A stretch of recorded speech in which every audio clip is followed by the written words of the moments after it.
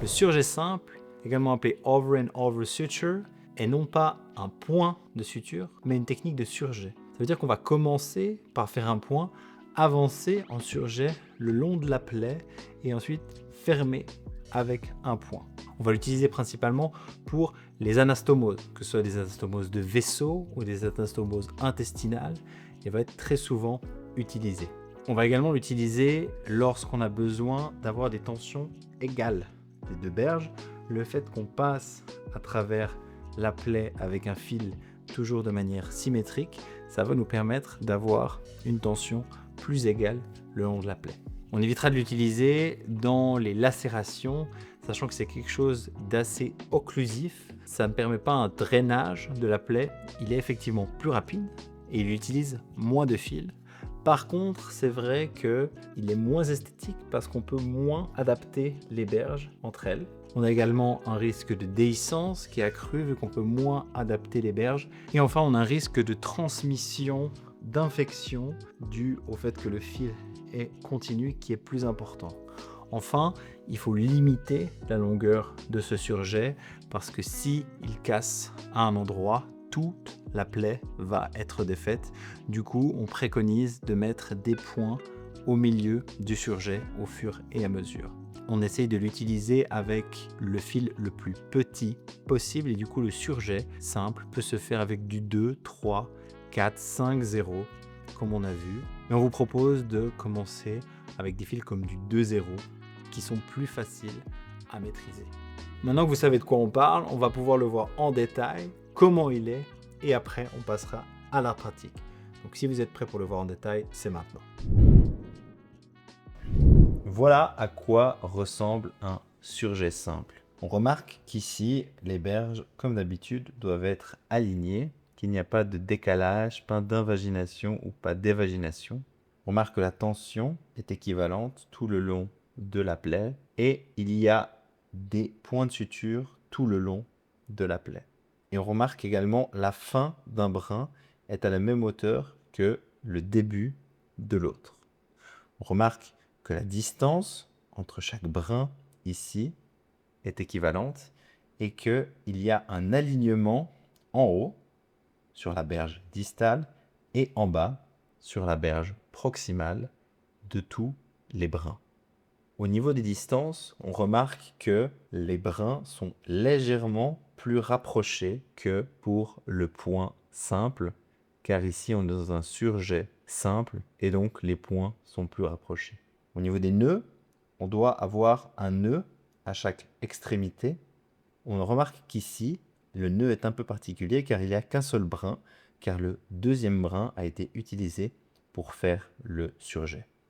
Enfin, pour terminer, un point avec une boucle qu'on va voir par la suite, mais ce point est formé ici d'une boucle et ici d'un brin.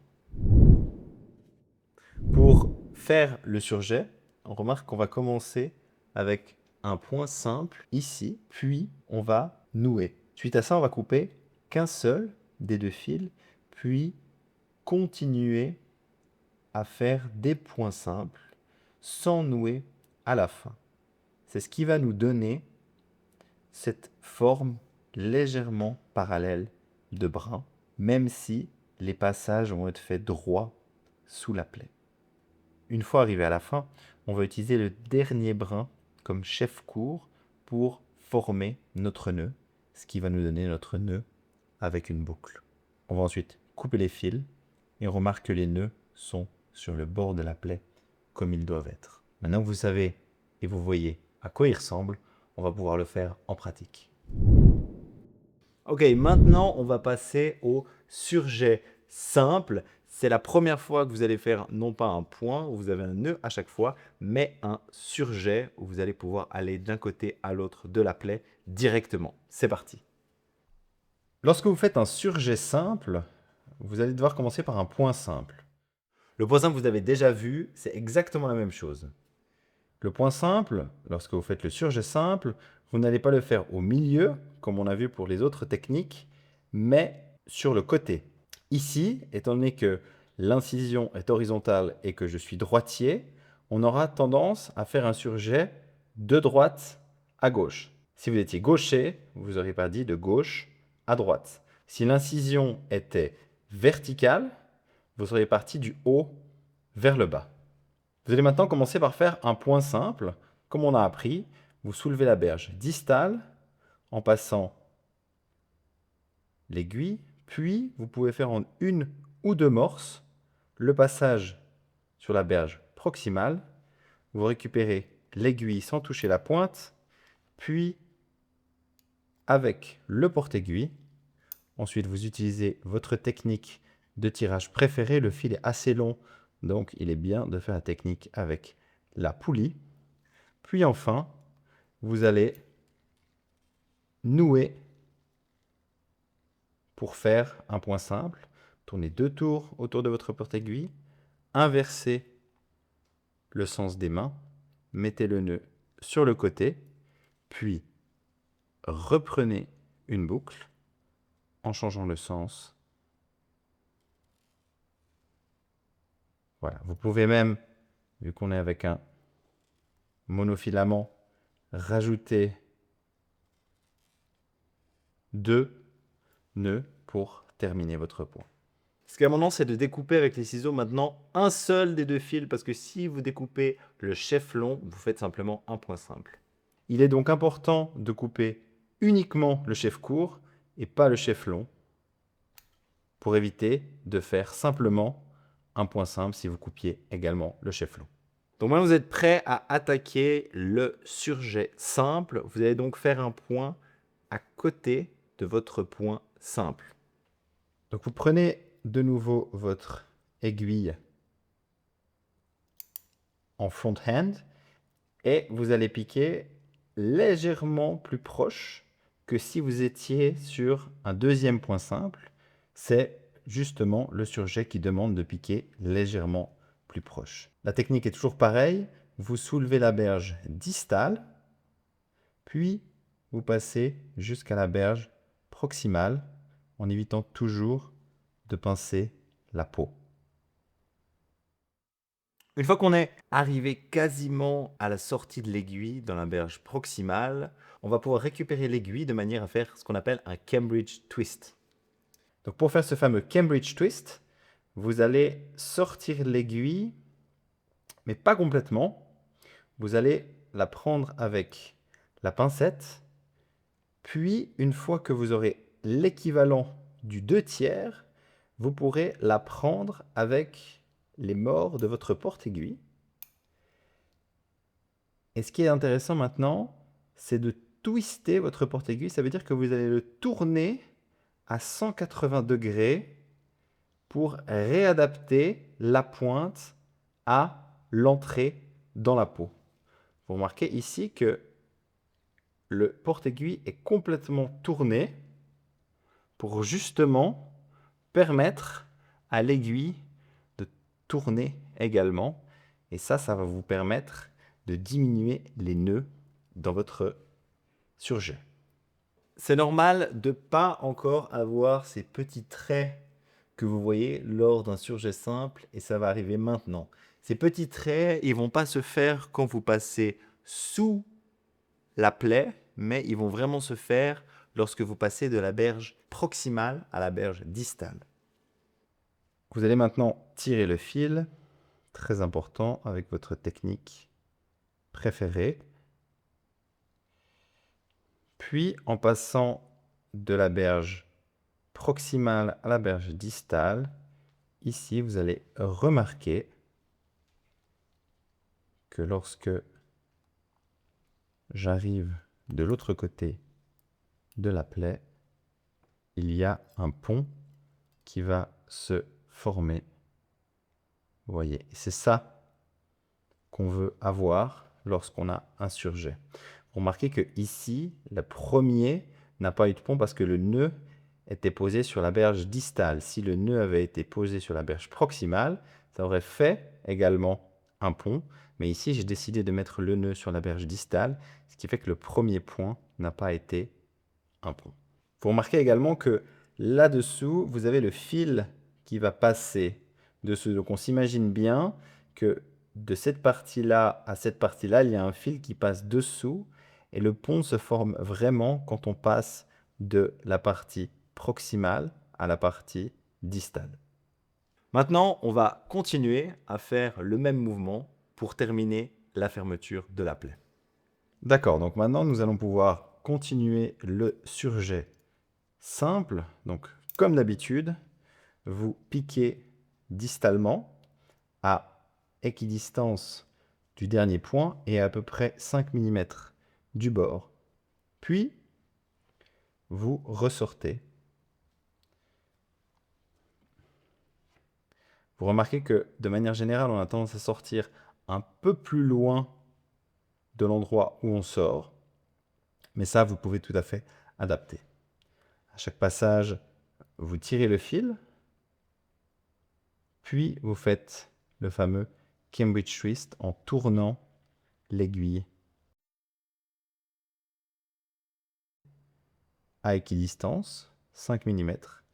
Vous soulevez, puis vous continuez comme ça.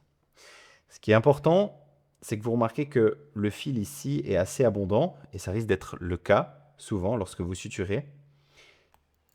Pour éviter de faire ce qu'on appelle un surjet passé, il faut vraiment prendre l'aiguille à l'extérieur de la boucle qui est formée ici.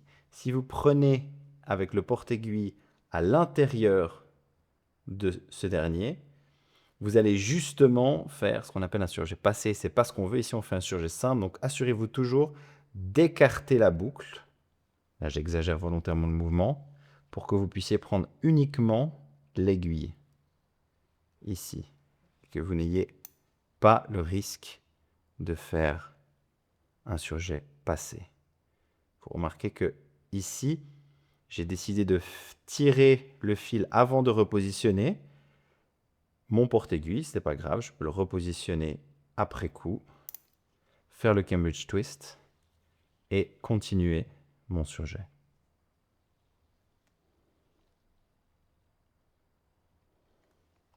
Je m'assure de ne jamais être dans la boucle. Puis, je tire. Vous remarquez que le surjet commence à se former. Distal, proximal. Vous pouvez toujours adapter l'entrée de l'aiguille pour qu'elle soit vraiment à la même hauteur que le point d'avant. Vous pouvez même faire les deux en même temps, faire le Cambridge Twist en même temps que vous faites votre tirage de fil. Puis, nous continuons ainsi tout le long de la plaie. Vous remarquez effectivement que je sors également légèrement plus loin que l'endroit où je rentre.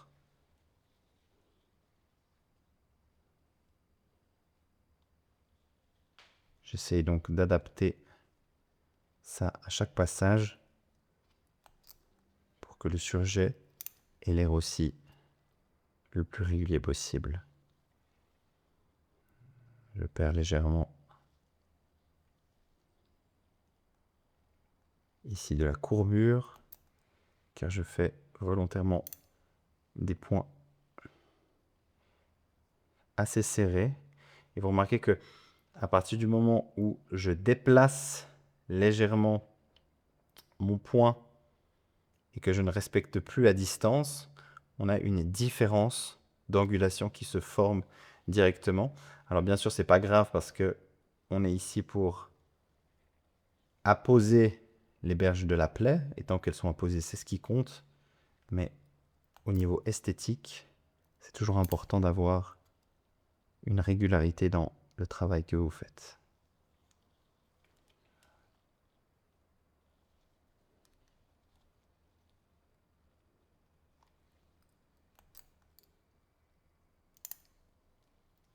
Si vous oubliez une ou deux fois de faire le Cambridge Twist, c'est pas non plus très grave. Maintenant, on va voir à quoi ressemble le surjet et comment l'ajuster. Avant de terminer ce surjet, vous allez devoir ajuster l'approximation des berges. Vous remarquez que ici, C'est une plaie qui est relativement sous tension, mais vous avez la possibilité de resserrer plus ou moins les fils que vous avez utilisés. Ici, vous remarquez que en resserrant la partie proximale, ici, ça va tirer le fil de la partie distale et du coup resserrer les premiers points que j'ai effectués. On continue en faisant ça tout le long de la berge. Il faut bien sûr assez le serrer pour avoir une approximation des berges. Il ne faut pas être trop traumatique et créer une ischémie du tissu. On remarque que ici l'approximation des berges est faite et qu'on a la totalité du sujet maintenant qui est terminé. Nous allons pouvoir faire le nœud. Le nœud qu'on va voir maintenant, c'est exactement comme le nœud qu'on a fait au point simple, sauf que votre chef-court, ce sera la boucle. Et votre chef-long, bah, ça reste votre chef-long avec l'aiguille. Donc vous allez poser, comme d'habitude, le porte-aiguille entre le chef court, ici la boucle, et le chef long, ici, qui tient l'aiguille. Puis vous allez tourner 2 fois autour de votre porte-aiguille, puis prendre le haut de la boucle. C'est important de prendre le haut de la boucle pour faciliter la position du nœud. Ensuite, vous changez les mains de position. Et puis ce qui est important, c'est qu'au moment de serrer le nœud, vous ouvriez légèrement votre porte-aiguille pour que la boucle puisse s'apposer au mieux. Puis, vous décidez de serrer pour que le nœud se ferme. Enfin, vous refaites une boucle dans le sens opposé.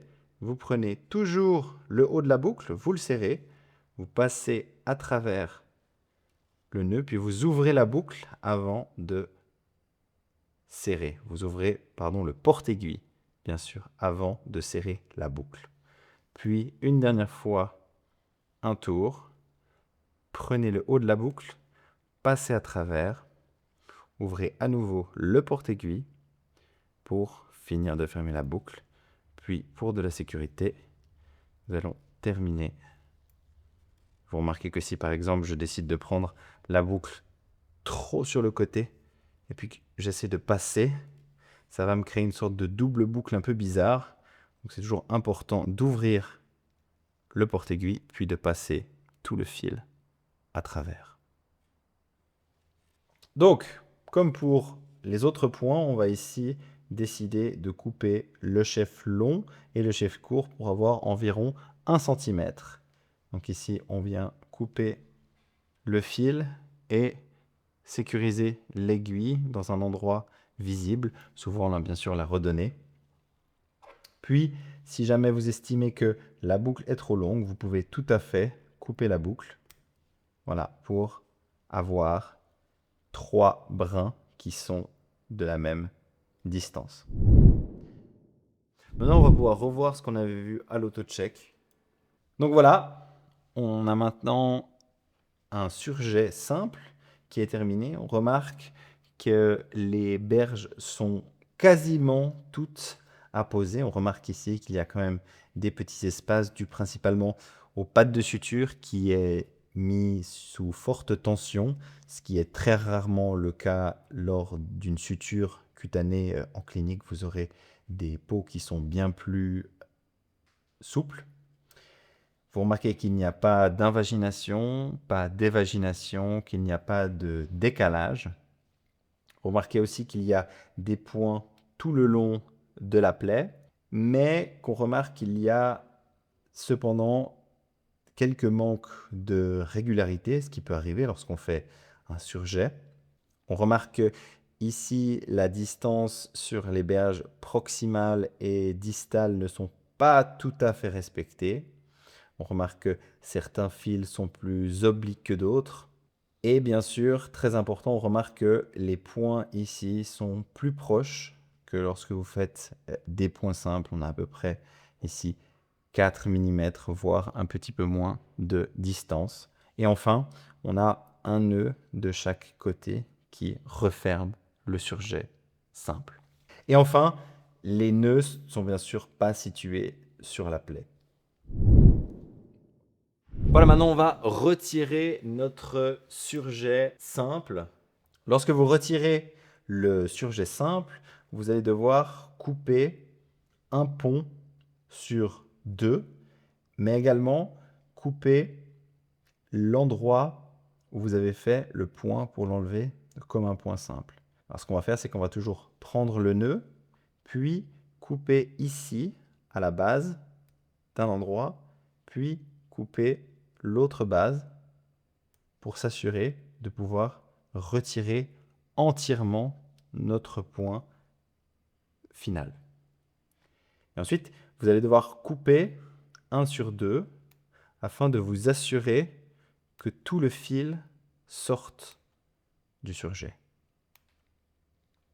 Vous enlevez un fil sur 2 en vous assurant qu'il ne reste pas de fil dans la plaie.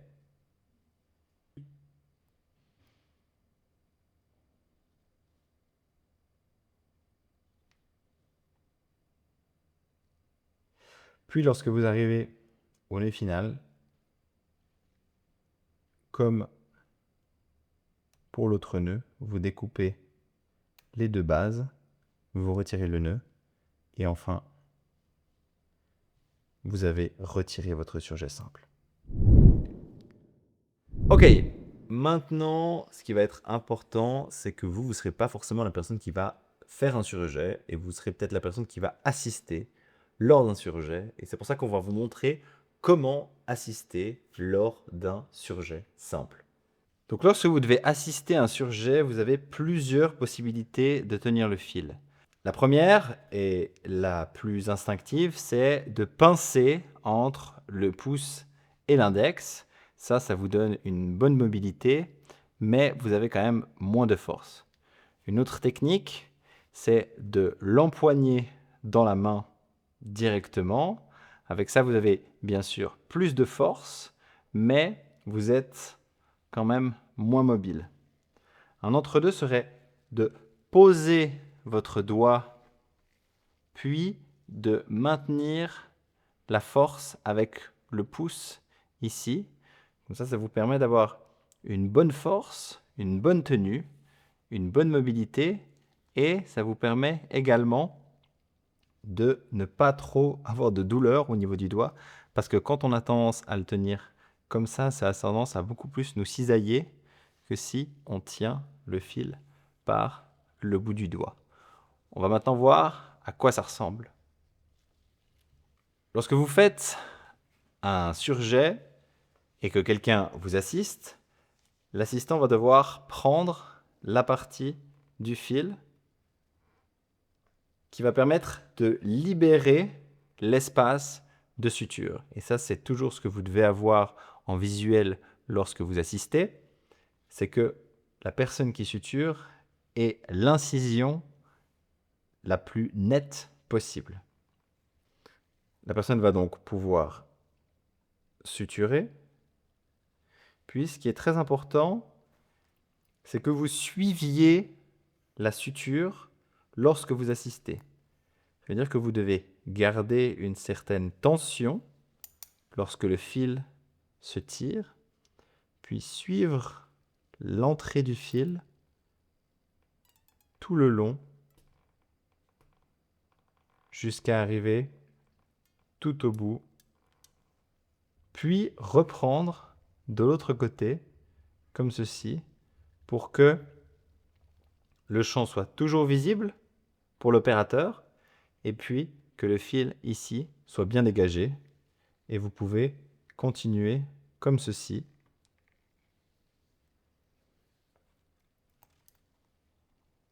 Regardez bien où sort le fil, c'est l'endroit que vous allez devoir récupérer.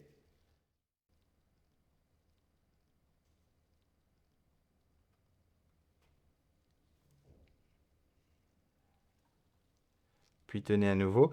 Si l'opérateur vient à changer de côté, vous remarquez que le fil, ici, va sortir de l'autre côté.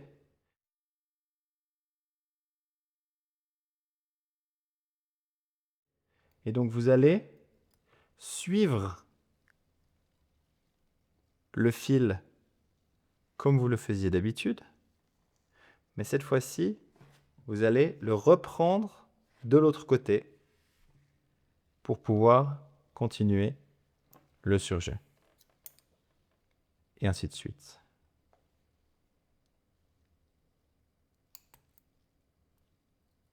Vous remarquez que le fil ici sort de l'autre côté. Et donc,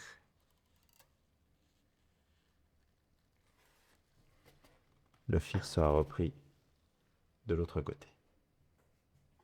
Donc voilà, de manière générale, restez assez calme. L'opérateur va vous expliquer ce qu'il veut. Si jamais, n'hésitez pas à lui demander. L'idée, c'est de faciliter l'opération. Voilà, maintenant, vous savez tout pour le surjet simple. C'est maintenant à vous de jouer. C'est parti.